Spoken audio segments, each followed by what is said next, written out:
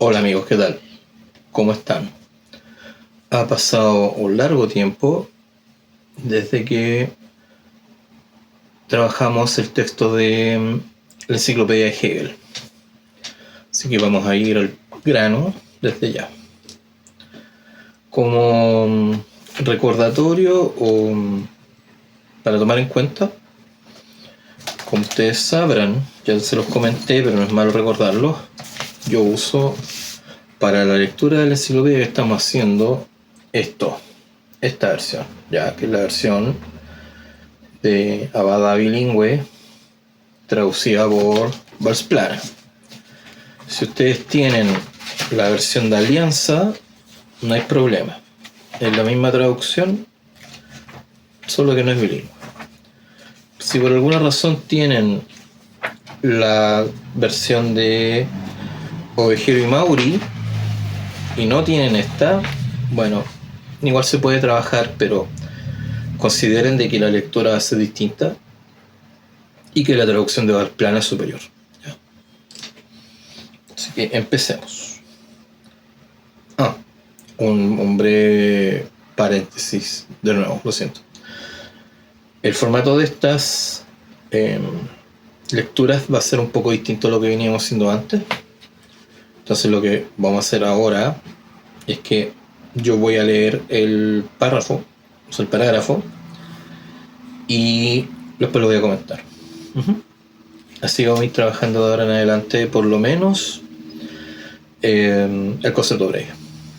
De ahí veremos si le ponemos un poco más de pino o cosas con la lógica o la fenomenología o la filosofía del derecho. Yo todavía no me he decidido qué es lo que vamos a continuar. Probablemente sea la lógica, pero yo creo que falta harto todavía. Estamos recién en el parágrafo 3, tenemos que llegar al 80 y algo, así que hay harto todavía para trabajar antes de tomar esa decisión. Dicho esto, empecemos. Entonces, el parágrafo 3 dice: el contenido que llena nuestra conciencia, sea de la clase que sea, constituye la determinidad de los sentimientos, intuiciones, imágenes, representaciones, fines, obligaciones, etc. Y también de los pensamientos y conceptos. Sentimiento, intuición, imagen, etc. son por lo tanto las formas de aquel contenido que permanece uno y el mismo, destacado por Hegel, al ser sentido, intuido, representado, querido, tanto si es meramente sentido como si es sentido, intuido, etc., con mezcla de pensamiento, o también si es pensado sin mezcla alguna. Bajo cualquiera de estas formas, o en la mezcla de varias, el contenido es el objeto de la conciencia. Pero dentro de esta objetividad, también las determinidades de las formas compiten para llegar a contenido. De manera que bajo cada una de las formas parece surgir un contenido especial, y lo que en sí es lo mismo puede parecer un contenido distinto. Vamos a comentar un poco el párrafo, después vamos a ver la nota, que es un poco larga, pero hay esta telita que cortar aquí. En primer lugar, cabe destacar el hecho de que Hegel usa la palabra determinidad, ¿sí? Determinidad no es una palabra de nuestro idioma común, ¿no?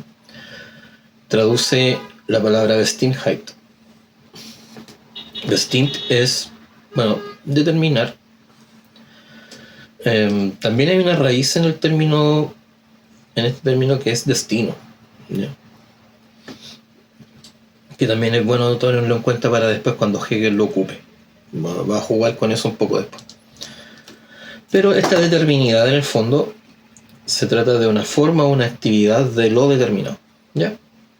Por dar una definición provisoria. Ahora bien, Hegel nos dice que el contenido constituye la determinidad de los sentimientos, intuición, imagen, etc. Son las formas de aquel contenido que permanece uno y el mismo. Entonces acá, si uno lo lee da la impresión de que Hegel confunde, ¿cierto?, forma y contenido, como si fueran lo mismo. Y eso efectivamente en Hegel es así. ¿Qué pasa? Que para hacer un breve repaso, porque esto requeriría un video aparte que probablemente sea didáctico de hacer, que es relativo al concepto de sustancia, ¿sí?, o forma, materia, sustancia, como se ha entendido en la tradición en general. Si nos vamos a Aristóteles, por ejemplo, tenemos que todas las cosas son sustancias. Lo que nosotros lidiamos en el día a día son sustancias. Y la sustancia, o sinolon, es una unidad de materia y forma, ¿ya? Entonces, ¿qué pasa? Que dentro de esta concepción aristotélica de sustancia, ahí se entiende que dentro de la sustancia siempre hay algo que permanece, ¿ya? Hay algo que está por lo general debajo de lo aparente. Eso en griego se llamó hypokeimenon, o después, cuando se latinizó a subjectum, después pasamos a tener el término sujeto. ¿Qué pasa? Que tradicionalmente se ha entendido de que lo que existe tiene algo esencial y tiene algo aparente. Y esto que es esencial está, digamos, debajo, o es el fundamento de lo aparente, ¿ya? Esto lo podemos ver ya expreso en Parmenides, ¿no? Existe el ser, que es real, y lo aparente, que es lo que deviene, ¿no?, que es solamente apariencia y no es lo más real, por llamarlo así. En Platón se da lo mismo, ¿no? Tenemos el reino trascendente, inmutable y real del ser, y tenemos la realidad cambiante, finita del devenir, donde Platón hace esta división entre lo sensible, material, si se quiere, y lo esencial, ideal. ¿Ya? Estas ideas han dominado y siguen dominando la filosofía occidental, por lo menos. En Hegel tenemos algo distinto, porque cuando Hegel, por ejemplo, acá nos dice las determinidades de las formas compiten para llegar a contenido, en Hegel en realidad materia, forma, sustancia, accidente, esta cosa dual en Hegel no es realmente dual, sino que son modos, podríamos llamar aspectos de lo mismo. Por eso Hegel dice las formas de aquel contenido permanece uno y el mismo, ¿ya? Lo que tendríamos que decir es que en Hegel la realidad se puede entender o penetrar, de hecho está penetrada por la razón, ¿ya? Hay una digamos, una codependencia, una interpenetración entre ambas cosas, que es constante y que de hecho constituye la realidad. No existe una realidad meramente objetual ahí afuera, por decirlo así, sin pensar, ni existe el pensamiento sin un contenido, ¿no? Esto puede eventualmente sonar un poco kantiano, pero no lo es. Y vamos a ver las diferencias. Porque acá Hegel también hace un distingo entre representación y concepto. Pero eso está más en la nota, así que lo vamos a ver ahora. Así que, en breve, en Hegel las determinidades, que son actividades, o podríamos decir una actividad ontológica de determinación, son tanto forma y contenido. En Hegel todo está penetrado. Podríamos decir que muy rápidamente, porque lo podemos desarrollar luego, Hegel hace una crítica bastante severa al concepto, por ejemplo, de sustancia y accidente en cuanto a que no existe nada realmente accidental, en cuanto a que todo ente, todo lo que existe, si lo vemos aristotélicamente como que existe esta sustancia de accidente, la sustancia es lo esencial y necesario y lo accidental es lo contingente. El problema con eso es que para que algo sea lo que es la definición, por ejemplo, de forma, ¿no?, o lo que hace que algo sea lo que es, el accidente es tan necesario como la sustancia como tal. Porque sin ese accidente, eso sería otra cosa, o sería distinto. Por lo tanto, los accidentes también forman lo que existe. Y en ese sentido, Hegel hace esta crítica de que en realidad no existe esta separación real entre sustancia y accidente. Todos estos dualismos que en Kant, por ejemplo, son muy presentes, Hegel los derriba, y lo vamos a ir viendo específicamente cuando entremos más en materia, cuando vayamos viendo cosas más relacionadas con la lógica.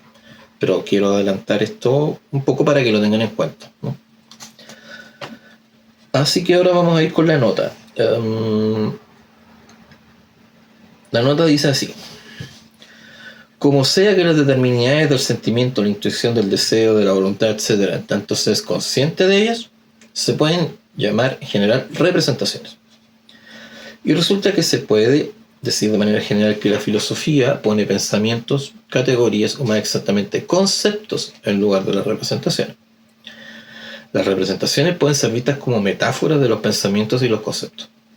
Ahora bien, el hecho de tener representaciones, por el hecho de tener representaciones, uno no conoce todavía su significado para el pensamiento. Esto es, no conoce aún los pensamientos y conceptos de ella.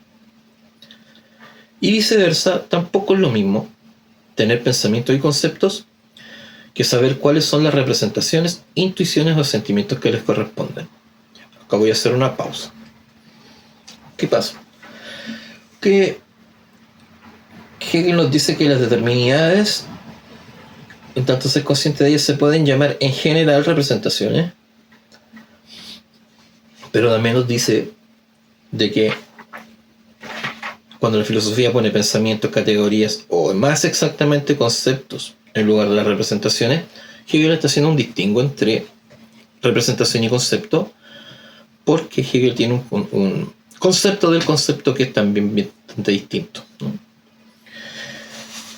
Por ejemplo, en Kant, cuando revisamos, por ejemplo, lo de la sustancia, para Kant es una categoría, ¿ya? Es como una especie de regla, podríamos llamarle, que es como la ley de los fenómenos. Eso muy probablemente lo haya tomado de Leibniz, que él lo consideraba de esa forma. Ahora bien, estas categorías kantianas operan en el nivel del entendimiento.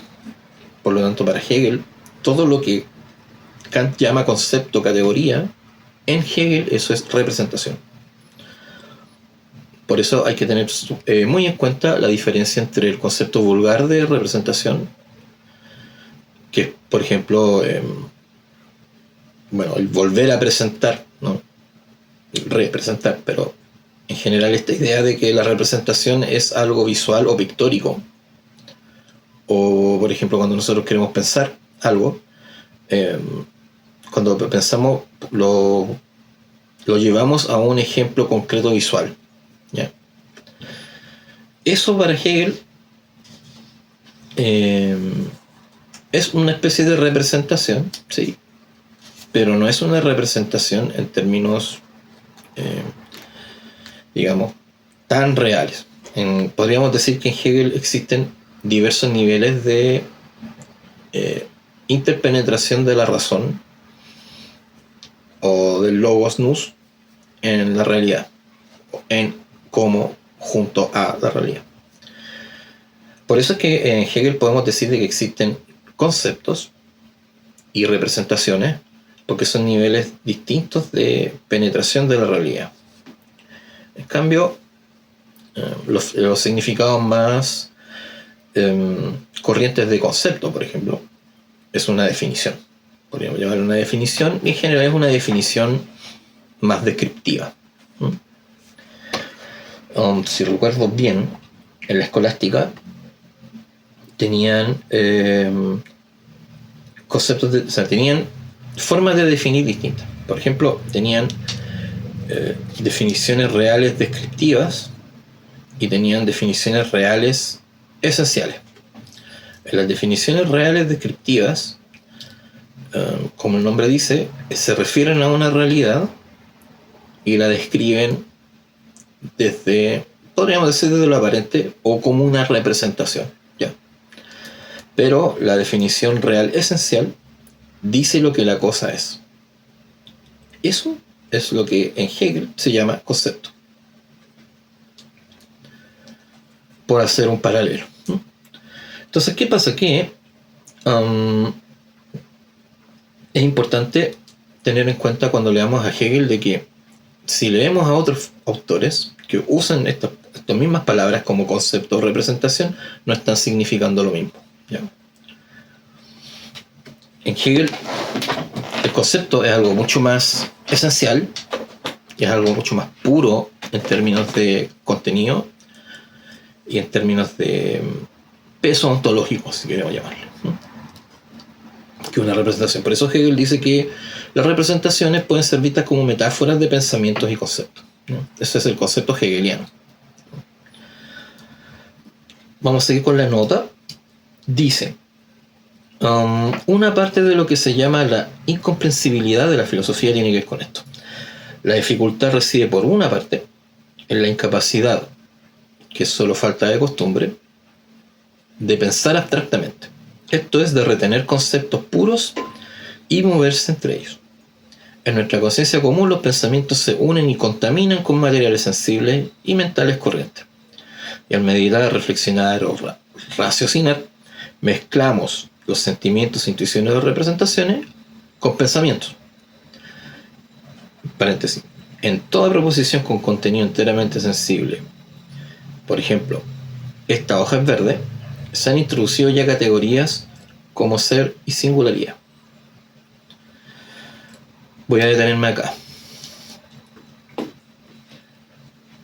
Cuando Hegel habla acá de una de las dificultades de la filosofía, de pensar abstractamente, se refiere precisamente a que, en general, nosotros tenemos una forma de pensar cosista, ¿no? Tenemos una forma de pensar de que cuando queremos pensar en un concepto o una definición, si se quiere, o querer decir el porqué o el qué de algo, nosotros inmediatamente lo llevamos a un ejemplo concreto representativo, ¿no? Lo imaginamos, ¿no? Lo imaginamos con algún contenido específico de algún, digamos, ejemplo, ¿no? Por eso Hegel dice que mezclamos cosas, ¿no? Mezclamos la parte sensible, mezclamos cosas sensibles con estos pensamientos. Entonces, lo que Hegel nos pide es que para poder pensar conceptualmente tenemos que intentar tomar la forma lógica, la forma pura de lo que es, o en otras palabras, lo que Hegel hace, de hecho, en toda la ciencia de la lógica, que es la mostración o el despliegue de las formas puras de las determinidades de la realidad, ¿no?, sin contenido sensible. Entonces Hegel nos pide eso. Hay un texto breve que creo que Hegel nunca lo publicó en vida, pero está disponible, que se llama ¿Quién piensa abstractamente? ¿Ya? No es difícil de conseguir online. Y ahí Hegel también toca este punto de la dificultad que tenemos nosotros en general para pensar sin representaciones. De hecho, esto también, aunque puede ser un adelanto, o si ya han leído un poco de la fenomenología del espíritu, les va a recordar la parte de la certeza sensible, cuando empieza propiamente el camino de la conciencia, cuando Hegel toma estos ejemplos del aquí y el ahora. En el aquí y el ahora, lo que se presupone O sea, cuando partimos el recorrido fenomenológico en la fenomenología del espíritu, se presupone la naturaleza. Recordemos que la naturaleza es la realidad en términos fenoménicos, ¿ya? Como podríamos decir realidad a secas, o el término que usa Hegel de Realität, para diferenciarlo de Wirklichkeit, que es la realidad efectiva o la realidad que está dotada y explicitada de sentido, no es solamente facticidad, ¿no? Esa existencia meramente fáctica es lo que podríamos llamar naturaleza, ¿no? Entonces Hegel parte en la fenomenología de esa existencia fáctica, ahí podríamos decir incluso prereflexiva, ¿no? Y Hegel en el primer capítulo de este recorrido, que es la certeza sensible, quiere criticar la idea de poder pensar que los conceptos son algo fijo, estático, y que se pueden pensar conceptos con un contenido dado como tal. Por ejemplo, está el tema del aquí y el ahora, ¿no? Hegel es un ejemplo para escribir en un papel, esto es tal cosa, aquí está tal cosa, ¿no? Y después cuando uno mira el papel y está en otro lugar, eso ya no tiene sentido, ¿no? Porque la forma, o incluso podríamos hablar de juicios o preposiciones, son independientes de los contenidos en cuanto a forma, ¿no? Entonces eso lo recuerda un poco a esto de que ya nosotros tenemos que ir pensando más abstractamente. Y este pensamiento abstracto es abstracto solamente cuando lo pensamos de esta manera, pero es un paso necesario para poder pensar la realidad de una manera más profunda. Y lo último que quiero tocar en esta parte, antes de proseguir con la segunda parte, con la otra parte de la nota, es que el ejemplo que da Hegel de esta hoja es verde. Dice, se han introducido categorías como ser y singularidad, ¿ya? En el fondo, lo que tendríamos que decir aquí es que cuando nosotros nos referimos a algo, mejor dicho, nos referimos a un objeto, o nos referimos a una realidad, o a un pensamiento, o dirigimos intencionalmente la conciencia hacia un punto, lugar, lo que sea, nosotros inmediatamente en ese acto determinamos ese contenido. Primero lo identificamos como algo que existe. Da lo mismo si es ente real o de razón, da lo mismo. Pero decimos que existe, de algún modo. En el pensamiento, en la realidad, como sea. Porque si estamos pensando algo, ese algo nosotros lo estamos reconociendo como existente en el acto de pensarlo, ¿no?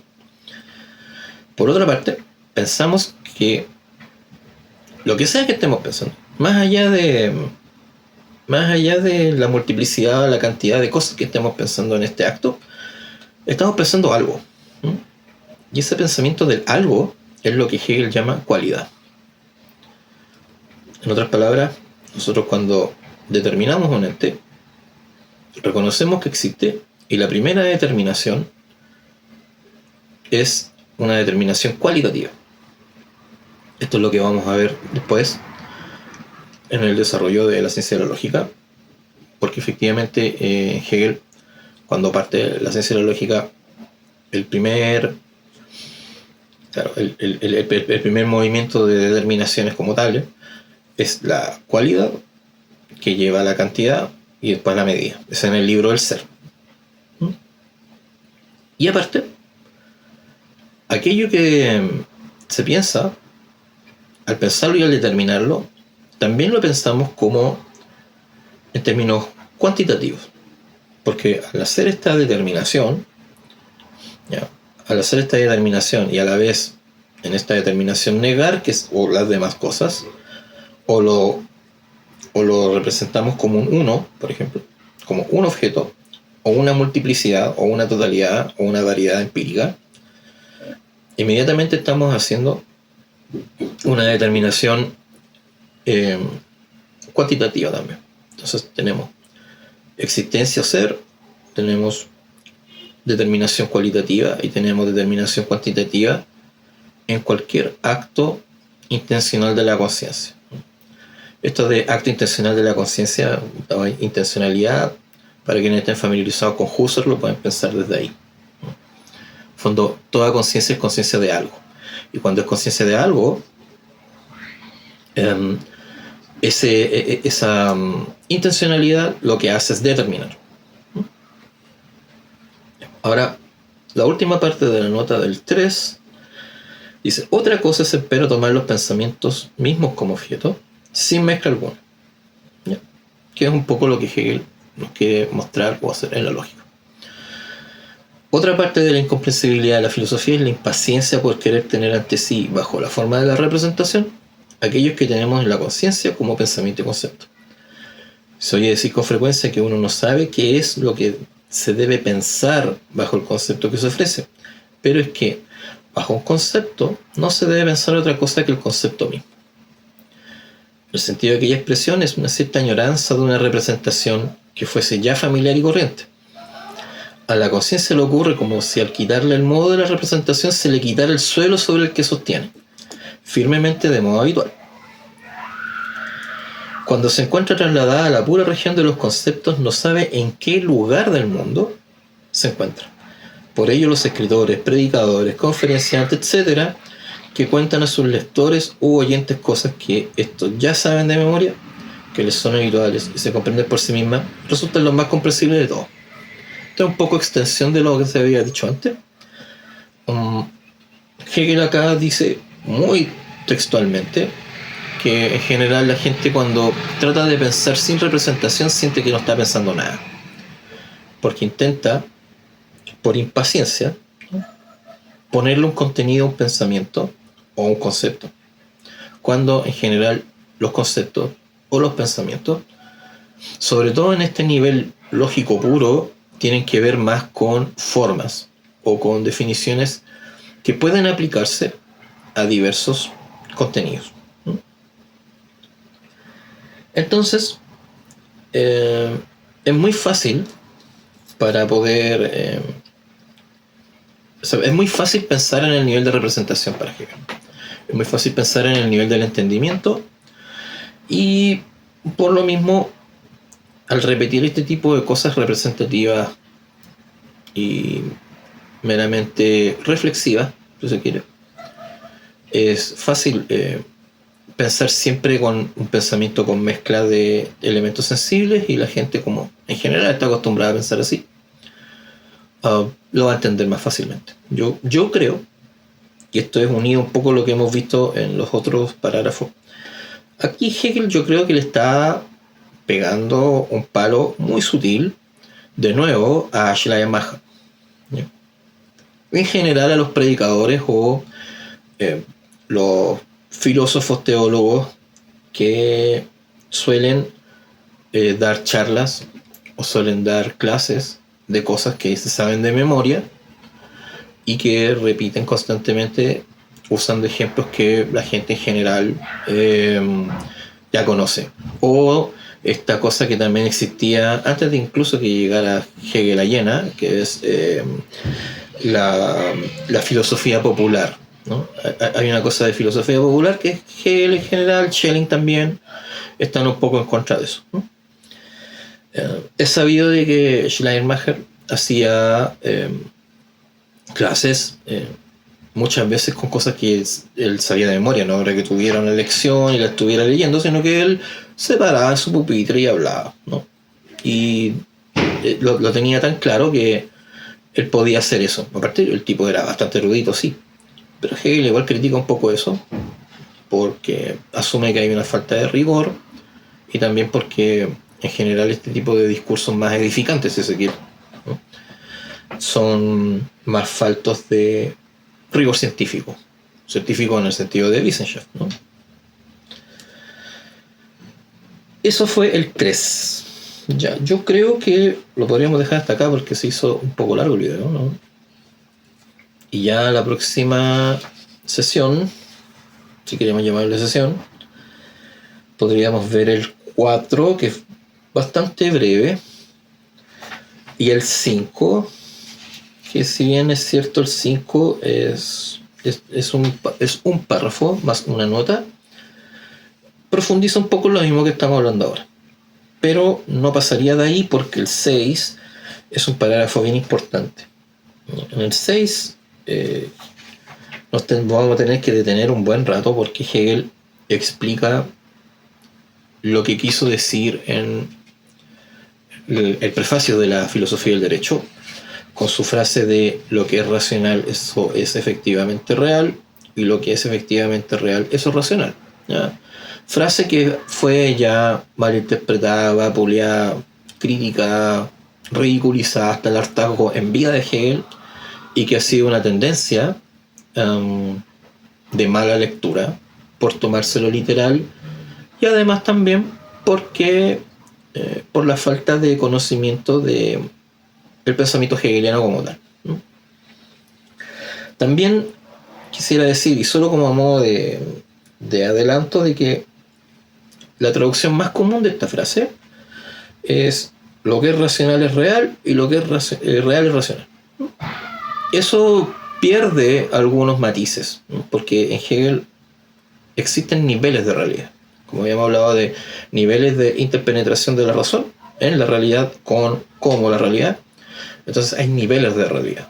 No es que la realidad sea simplemente lo que existe y ya. No estamos hablando tampoco de una trascendencia, digamos, una trascendencia absoluta, como por ejemplo podríamos ver en Platón o como existe en el pensamiento cristiano, sino dentro de esta misma realidad nuestra existen niveles de existencia. Niveles de realidad en cuanto a sentido sobre todo. Ya, lo vamos a dejar hasta acá. Así que vamos a continuar con este formato. Yo quiero que me digan si les parece buen formato así, como un comentario más en vivo. Yo, como verán, estoy solamente utilizando la enciclopedia para hacer esto. O sea, podríamos decir que es una lectura comentada en vivo. Y díganme si les parece un buen formato o quieren algo más elaborado. Yo la verdad que no sé si tengo tiempo para hacer algo más elaborado como lo estaba haciendo antes, con cuadros y todo ese tipo de cosas. Y este formato tiene también digamos, la ventaja de que permite ir libremente a ciertas referencias o ciertas explicaciones, ¿no? Cuídense y nos vemos en la próxima sesión de lectura. Así que, hasta luego.